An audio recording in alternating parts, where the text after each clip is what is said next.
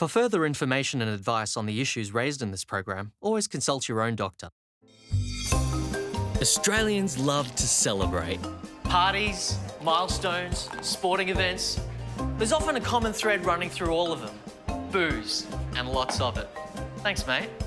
But while our drinking culture is sometimes regarded as a badge of honour, just how big a toll is it taking on our bodies? Cheers, guys. Cheers. In this episode, we ask the question, how much is too much? Cheers. I explode some popular myths about alcohol over a boozy lunch with some surprising results. So you're 3 times over what he is. I'm quite shocked. Sandro finds out if alcohol can ever be good for you. What researchers found was that many of the past studies made the same fundamental error. And Renee investigates whether binge drinking is destroying young lives. It's confronting, it can be heartbreaking, and sometimes it can be dangerous for everyone involved. As we discover the truths around alcohol and our health.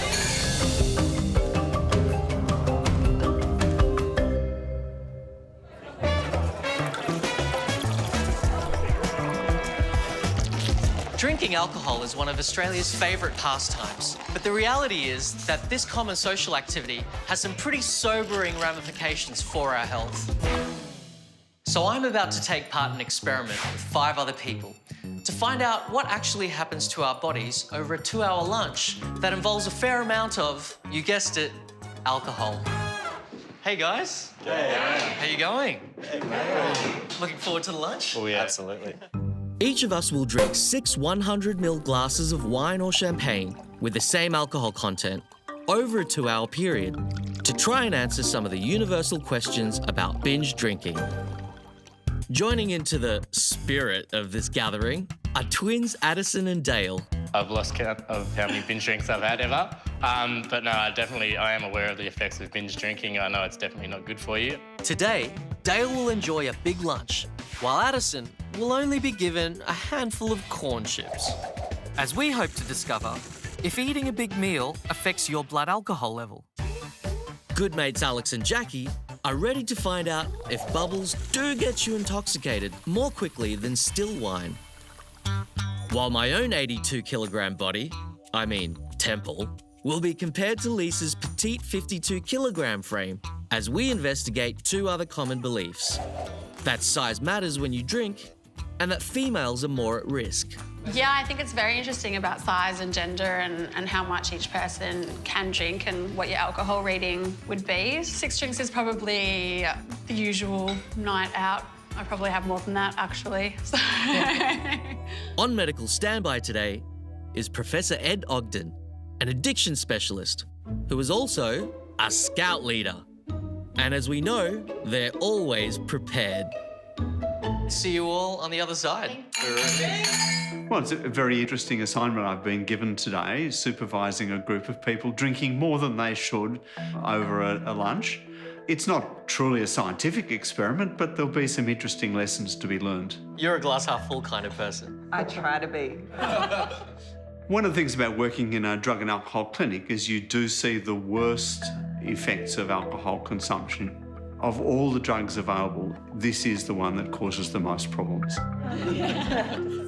Just one warning, this is definitely not drinking in moderation, and we're not suggesting you try this at home. Because as Renee is about to discover, alcohol is running up a huge health bill in Australia, and we're all paying the price.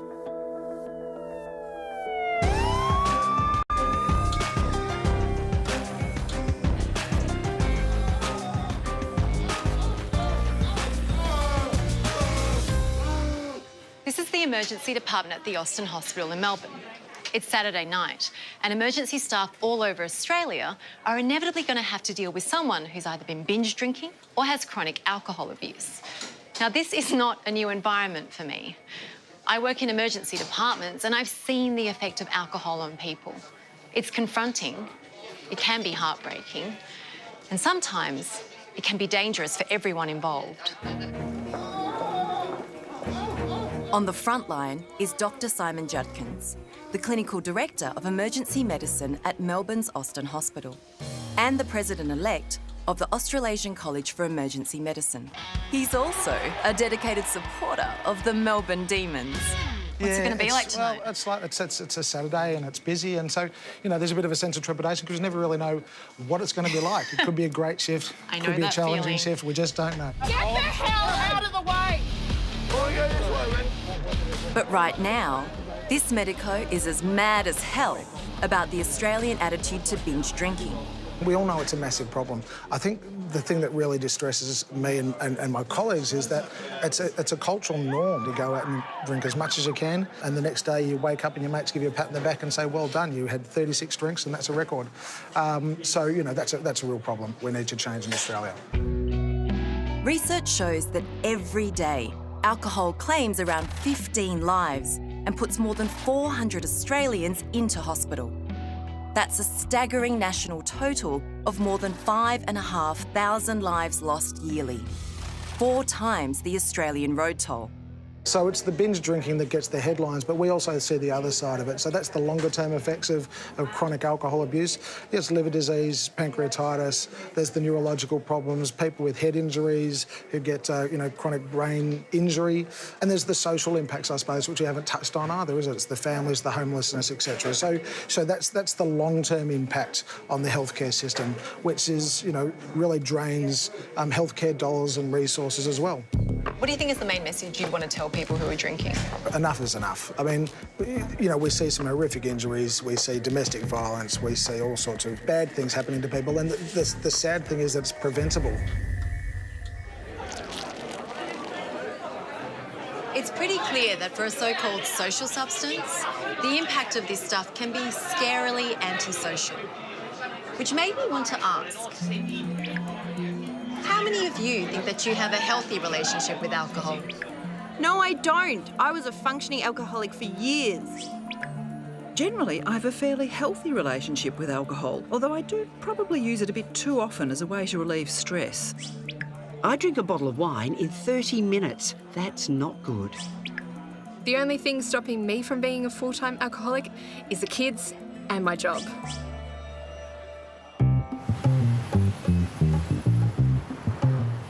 With so many of us consuming alcohol regularly, me and my lunch buddies are testing some common beliefs about what happens to our bodies when we drink excessively. You're getting through that wine, Lisa. Thank you. Thank you. Myself and Lisa will eat exactly the same meals and drink exactly the same amount of white wine to find out if body size and gender makes a difference. Jackie and Alex will do the same, but compare bubbles to flat wine. Our identical twins, however, are having the same amount of red wine, but very different meals. Hands off, guys, hands off. Don't need it all at once. Addison is only getting a snack. Mate, I'm so sorry. Oh, well. Thanks for taking one for the team. Look at that burger. His brother, Lucky Dale, is getting a burger, chips... Hashtag food envy. ...and a nacho salad to demonstrate whether eating a substantial meal does help slow down the absorption rate of alcohol into the bloodstream.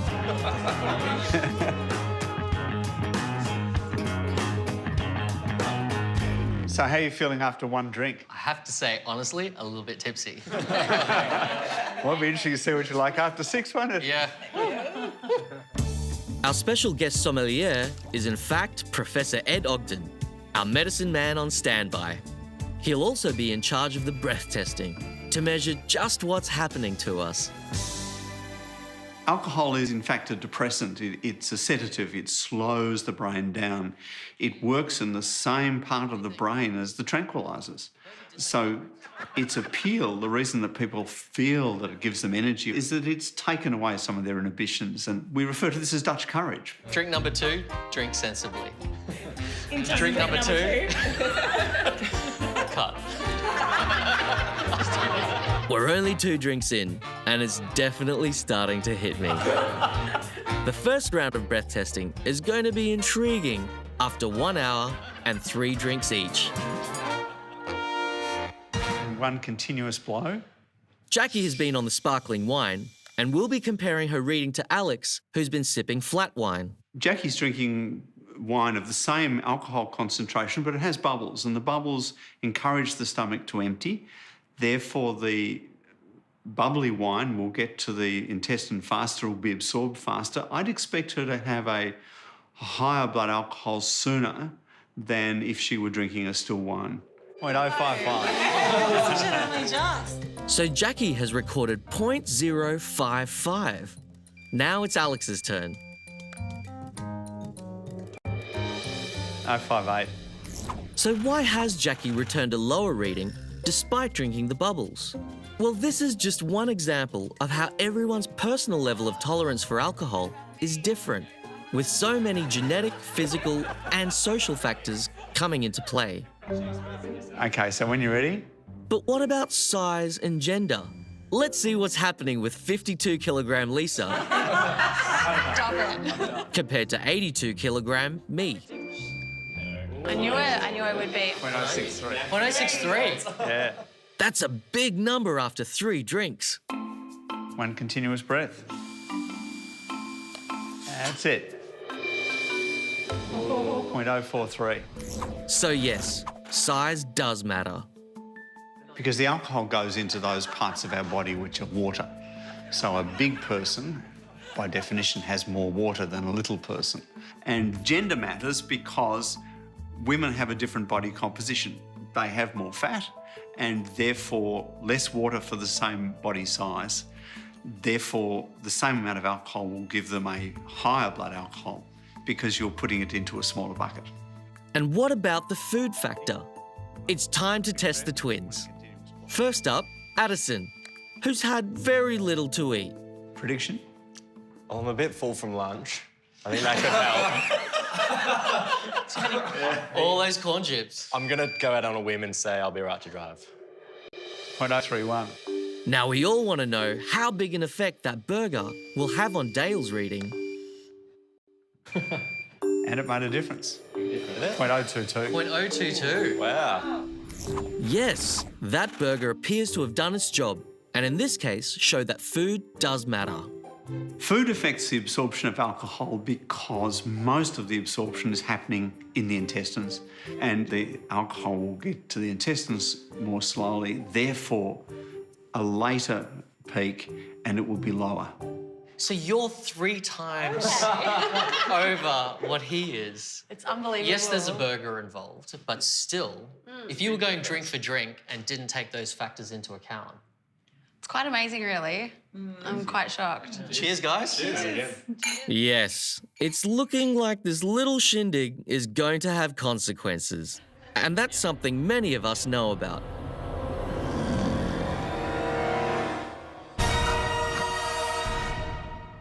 Hangovers are our body's way of telling us we drank too much.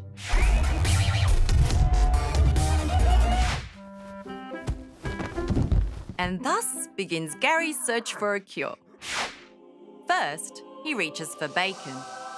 But sadly, there's no scientific evidence to support the curative effects of bacon or any other typical food remedy. Gary is also super thirsty, in part because the diuretic properties of alcohol boosted his urine production as he partied, but also because as he was drinking booze, he wasn't drinking any water. However, while it's likely that dehydration does cause some of the symptoms of a hangover, like dizziness and lightheadedness, there's a whole lot of other stuff going on. One theory involves the complicated process of getting booze out of our bodies. As our liver breaks down alcohol, one of the byproducts is acetaldehyde, a compound estimated to be up to 30 times more toxic than alcohol itself. In controlled studies, acetaldehyde has been shown to cause sweating, nausea and vomiting, which all sound about right for a bad hangover. So, now that you know some of the things that might be causing your hangover, what have you learned for next weekend? That the only cure for feeling this bad is not drinking to excess? Oh dear, Gary. You are a slow learner. Gary's not the only one who doesn't have a stop button. But how many drinks do you have to consume to be officially called a binge drinker? 8, 9, 10 or more in a single sitting? Guess again. Now, serving sizes vary, but a standard drink of full-strength beer, for example, is 259 mils. And the Australian Bureau of Statistics defines binge drinking as more than 7 standard drinks a night for men and more than 5 for women. But if you're wondering exactly what a moderate amount of alcohol is, respected health organisations describe it as no more than 1 standard drink per day for women of all ages and men over 65, and no more than 2 drinks a day for men aged 65 and under. Anything more than 4 drinks in one sitting is regarded as risky drinking. And talking about risk, do you ever wonder whether alcohol actually does destroy brain cells? Well, studies show that alcohol doesn't actually kill the brain cells, but it can affect brain function. Alcohol acts on the nerve cells of the brain. Information leaps from one brain cell to another in the form of chemical messengers called neurotransmitters. They're a bit like the postman, and alcohol messes with their delivery of the mail, which leads to things like slurred speech and not being able to operate your legs properly. Cheers. But what happens to young brains that are being exposed to a lot of alcohol? Brains that are not fully formed until the age of 25 or even later. I'm about to meet 2 scientists. Hi, Lindy and Marie. Who are currently trying to prove just what binge drinking is doing to our adolescents. The dynamic duo are brain researcher, Professor Caroline Ray, and drug and alcohol researcher, Professor Marie Thiessen. Carolyn loves growing native flowers, and Marie coaches her daughter's soccer team.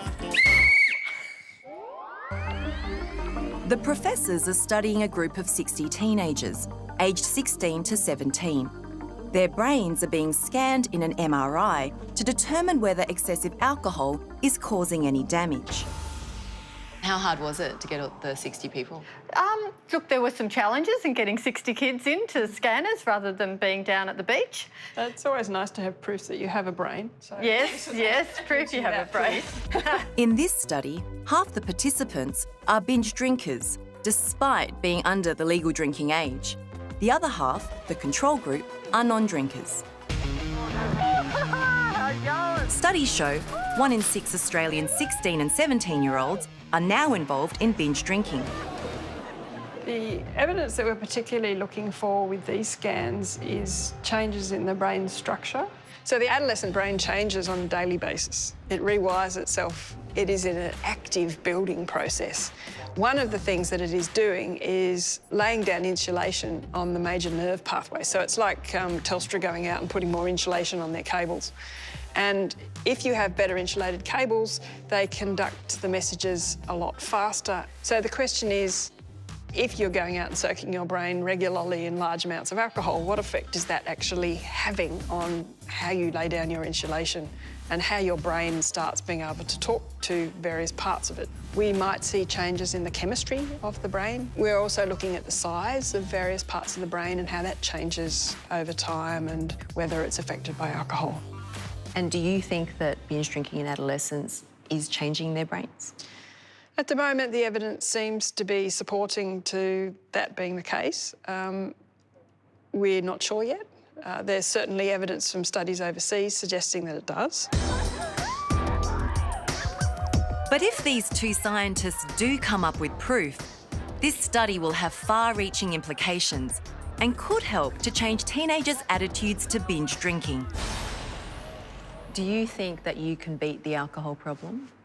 I think with the power of research and I think with the passion of young people, with those 2 things together, I actually think Australia could lead the world in this space. But is the message getting through about the potential dangers of alcohol? We took to social media to find out if more of you are cutting back on your drinking or even giving up booze altogether. I'm Australian. I can never just have one. My partner and I were in the habit of having a glass of red wine or 2 every night. We now have at least 2 or 3 alcohol-free nights each week. I found out I was diabetic, so I cut back drinking almost completely. I never used to drink, and I'd rather give it up again. I don't like drinking to be social, and I don't like what it's done to my memory. There's been a bunch of research over the years that suggests drinking a regular, moderate amount of alcohol could be a little bit good for your health. In the past, we've been told some of the possible benefits for moderate drinking include a reduction in the risk of cardiovascular disease and type 2 diabetes, and even a longer lifespan. But before you start congratulating yourself, we need to take a much closer look at the evidence. In 2016, a massive new analysis of past alcohol studies was conducted. It covered 87 studies that looked at almost 4 million participants and spanned multiple decades. What researchers found was that many of the past studies made the same fundamental error. They mixed up lifetime non-drinkers with those who used to drink, sometimes quite heavily, but had since given up, and labelled them all non-drinkers. When they accounted for this difference, the evidence suggesting moderate drinkers can live longer, healthier lives was simply no longer there. While we might want to feel okay about the alcohol we drink, if we're guided by the evidence, there really is no safe amount. And if we're using our hearts or our lifespans to justify drinking, we're just kidding ourselves. And besides, there are much better ways to use wine to improve your cardiovascular health.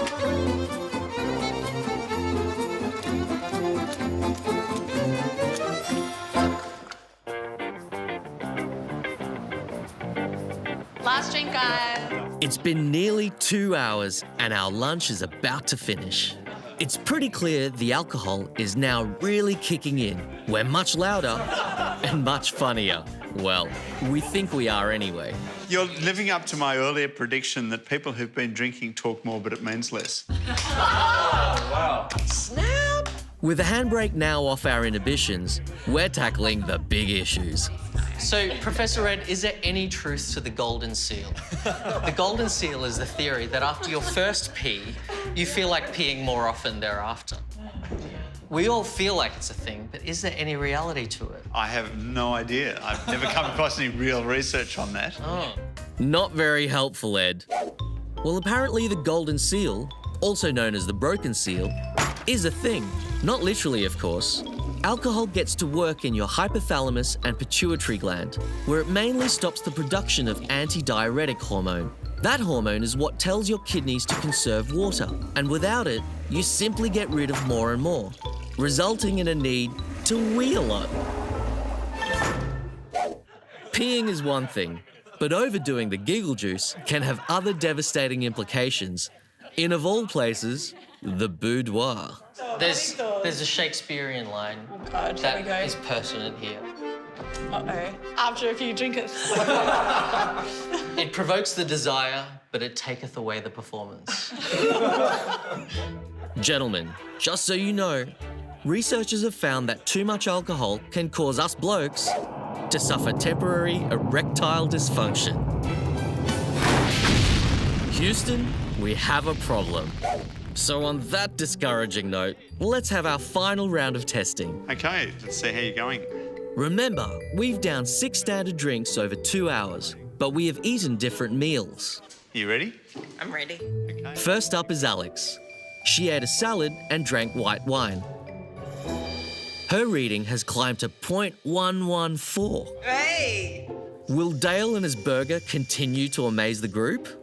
Suspense is killing me. Oh. 0.027. Yes, indeed. It's crazy. That is insane.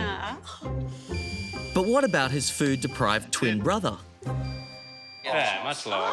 0.049. At 0.049, Addison's just under the legal driving limit, but almost double his brother's reading. It's important not to look at Dale and think that because he was below the legal limit that he's safe to drive. There is no safe limit for alcohol and driving. You ready? Okay. Big breath. Petite Lisa had the same to eat and drink as myself and Alex, but is definitely showing the most outward signs of intoxication. Turns out the breath test agrees. Fun. The reading is 0.124. That's insane. insane. Jackie's confident that her reading will be a lot lower than both Lisa and Alex.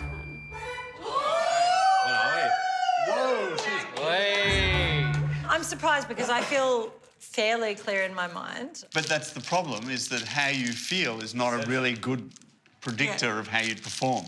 As for me... That's it, that's right. Oh, no. What is it? 0.078. 0.078, which means I'm in a lot worse shape than the twins. So we've all been surprised by the huge difference in the breath test results. It goes to show, if you're going to drink alcohol, accompany it with a good meal.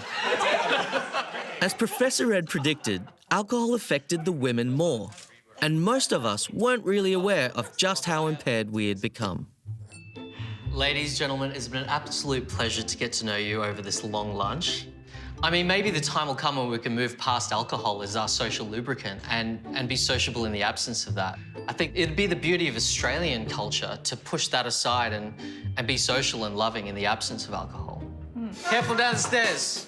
It's been an enlightening demonstration to be involved in, and I think we've certainly illustrated that more than 4 drinks in one session can indeed be risky. Who wants to go to karaoke? Yeah! The health ramifications of alcohol are far from a laughing matter.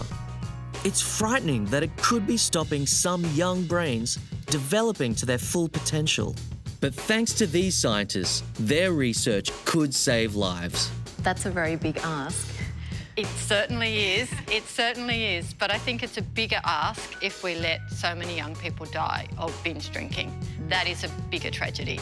And while it's a drug with the power to make us feel good at the time, the impact it's having on our health has far more consequences than we ever thought. What we want to make people aware of, that it doesn't take long to go from hero to zero. Speaking of heroes, no, I didn't make it to karaoke.